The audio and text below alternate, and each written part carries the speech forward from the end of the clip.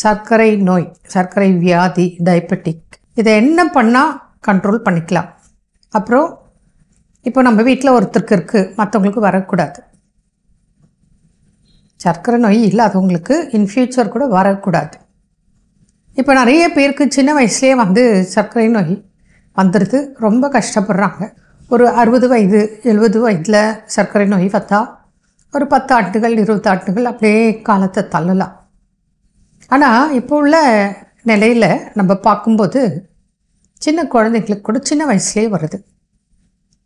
இப்போது 19 வயது 20 வயது டீனேஜ், சில பெண்கள் கன்சீவ் ஆகிருக்கும்போது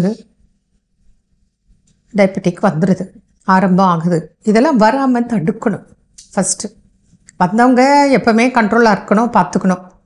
ஆனால் வராமல் கண்டிப்பாக பாதுகாக்கணுமா இல்லையா? அந்த வகையில்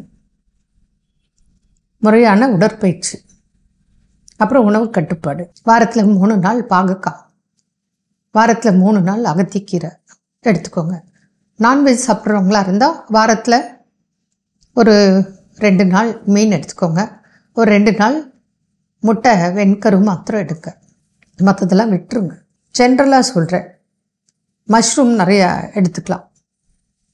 அதுக்கப்புறம் காய்களில் பார்த்திங்கனாக்க டெய்லி நம்ம சாப்பாட்டில் காய்கறிகளின் பங்கு ஒவ்வொரு நேரமும் ஒரு 30% கம்பல்சரி காய்கறிகள், 30% கொட்டை வகைகள், முளை கட்டிய பயிர் வகைகளை சுண்டல் செய்து சாப்பிடலாம்.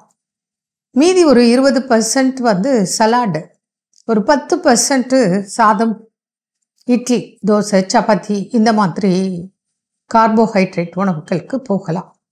ஆக மொத்தம் காய்கறி, கீரை, பழங்கள் அதிகமாகவும், இந்த அரிசி உணவுகள் மிக மிக குறைவாகவும் எடுக்கணும். சில பேஷண்ட்டுக்கு பார்த்தேன்னு சொன்னால் டயட் கரெக்டாக இருக்காங்க, மெடிசனும் கரெக்டாக எடுக்கிறாங்க, உடற்பயிற்சியும் செய்கிறாங்க, ஆனால் சுகர் கண்ட்ரோல் வரல. அப்போ இதுக்கு காரணம் மனது, டென்ஷன், அமைதியின்மை, நிம்மதியின்மை, அவசரம், ஆத்திரம், கோபம், டென்ஷன், இதெல்லாம் ஒரு முக்கிய காரணம்.